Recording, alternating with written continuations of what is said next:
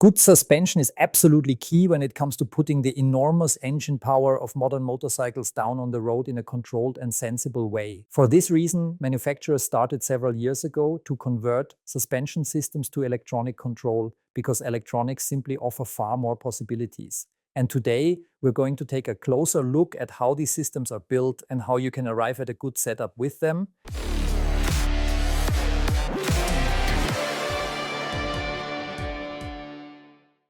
When it comes to electronic suspension, there is one motorcycle manufacturer that is clearly at the very front of the pack, and that is BMW. The brand committed very early on to the development of electronic suspension systems because they realized that electronics allow a huge amount of control in the suspension area thanks to the wide adjustment range available. And how these systems are constructed is what we're going to talk about now. At the end of the day, it's all about electronically controlling damping and in some cases also spring preload, so the suspension can adapt to very different riding conditions and requirements.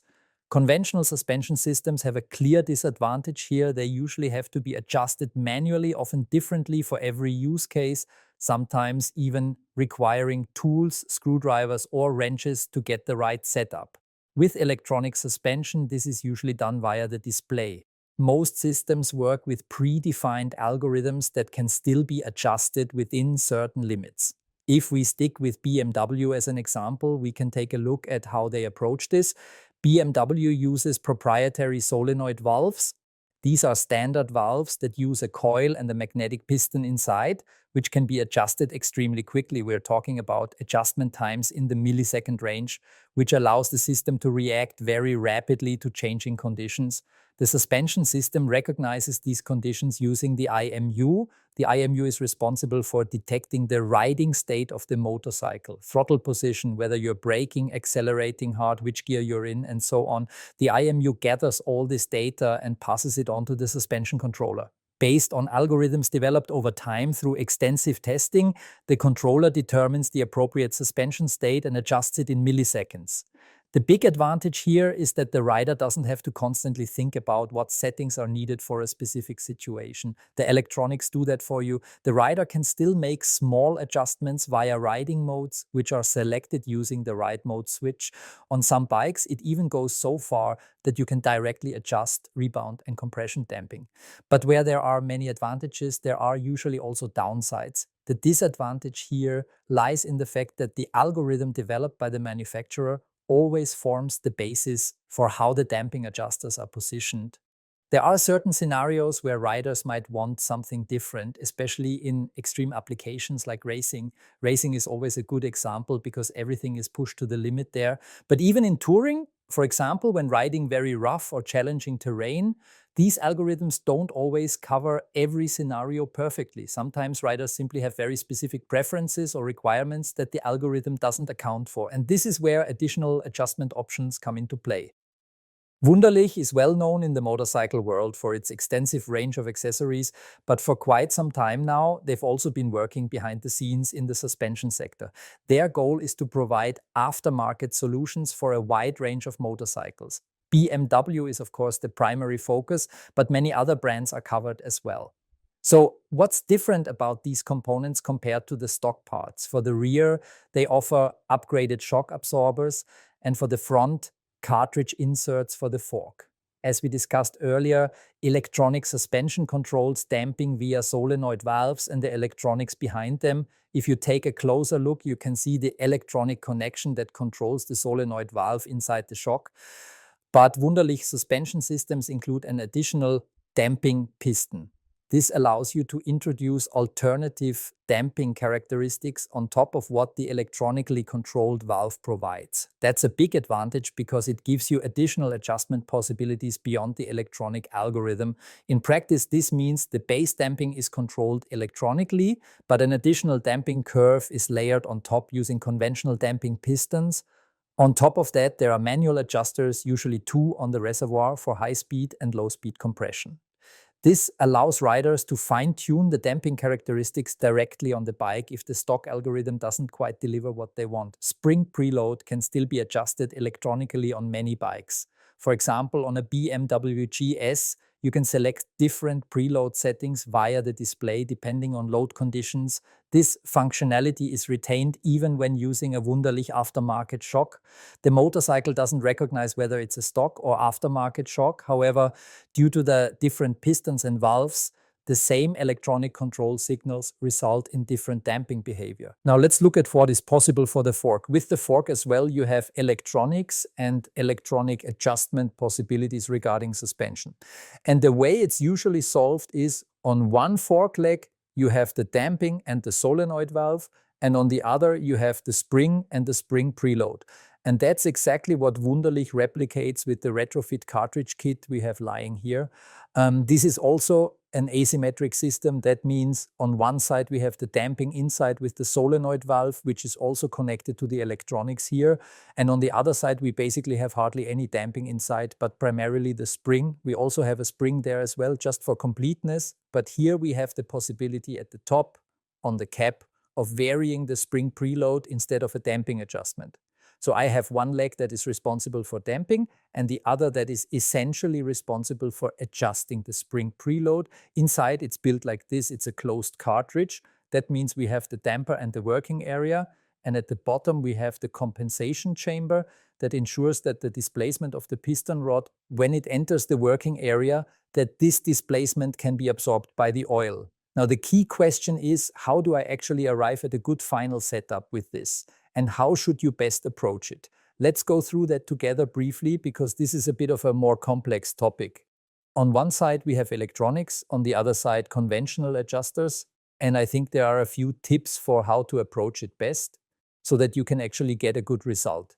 The shock, if we stay with the shock for a moment, basically arrives pre-configured. That means you provide your weight data and your usage conditions, and then the shock is basically pre-configured. That also means the mechanical adjusters are already in a certain position that covers a broad range. So I would start like this.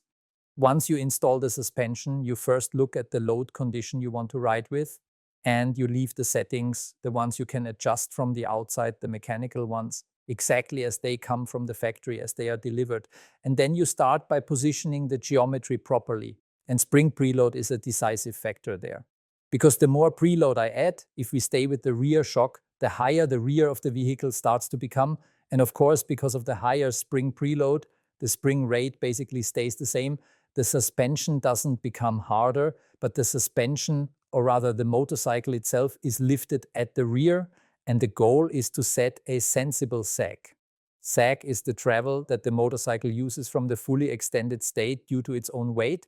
The motorcycle always settles a bit by itself from the factory, and that is exactly this so-called sag. And on very sporty motorcycles like BMW S1000RR, M1000RR, or the naked bike, the R, it should be somewhere in the range between 15 and 25 millimeters at the rear. And I can either do that directly on the motorcycle via adjustment in the display. If I don't have that available, then I also have the option with a hand wheel like we have here. This gets mounted on the frame on the side, and then I can vary it until I reach exactly that sag. If I change the load condition, for example by adding a passenger, or if I'm riding with luggage, then I have to increase spring preload accordingly. The computer and the controller, of course, do not know that by themselves, so I have to readjust it manually either via the display or here via the hand wheel. At the front fork, it's the same principle.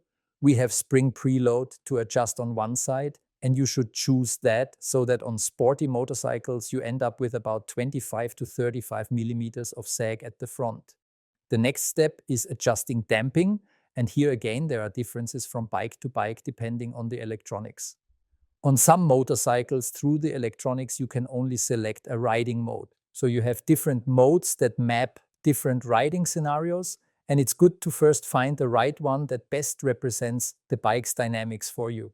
And then we build on that with the additional mechanical adjusters. There are also electronic suspension systems that are adjustable even more extensively through the display, like BMW's R or RR, because there you can sometimes adjust rebound and compression directly in the display.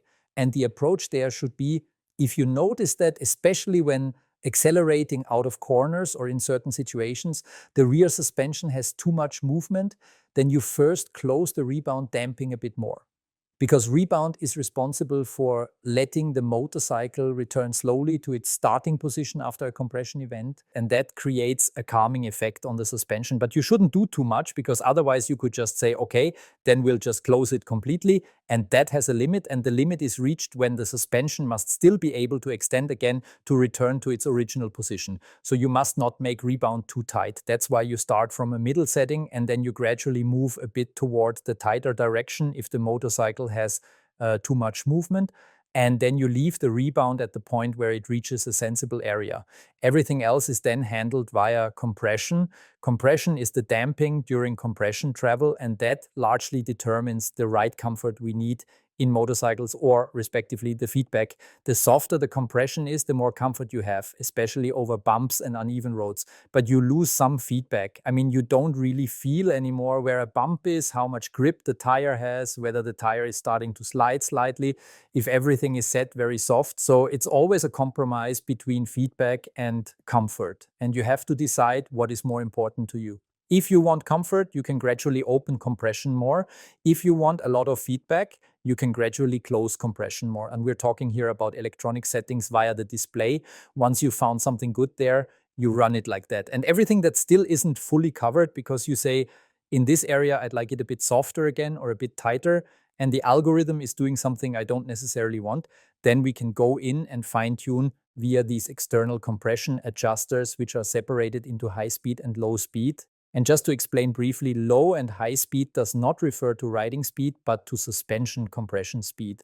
If I hit very hard edges, then I have high compression speeds in the shock, as you can imagine, and that's where the high speed adjuster is primarily responsible. If it's about riding over slow undulations or having slight movement in the motorcycle and you want to reduce that further, then you can work with the low speed adjuster. That works over a very wide range, and of course, especially in this slower compression speed range.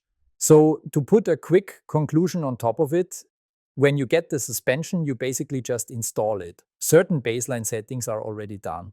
Then as the next step, choose the correct riding mode where the electronics already suit you best and the control logic behind it feels best to you. Then in the second step, depending on the motorcycle, because not every vehicle allows a lot, but on some bikes, you can adjust compression and rebound in the display, and then you basically extract the optimal setting for yourself there. And then in the final step, you can go in and adjust further using the mechanical adjusters you find on the shock. I hope I was able to give you a bit of an overview of how to approach something like this. Electronic suspension systems offer a huge number of possibilities, but they often make things a bit tricky if you want to bring about certain changes. Regarding this, if you're interested, we already have a video online. You'll find the link down in the description. We were at the Nordschleife with these components, and it was about how do these actually ride in operation? How does it feel? What possibilities do you really have? So if that interests you, switch over and watch that piece. It was super exciting. A colleague of mine, Stefan Nebel, was there too. Honestly, it was really funny. And yeah, that's it now. We're at the final end. And I hope I was able to give you a bit of an overview. If you liked it, please leave me a like. And I hope we'll see each other again soon on the channel with a new story. Until then, bye and baba.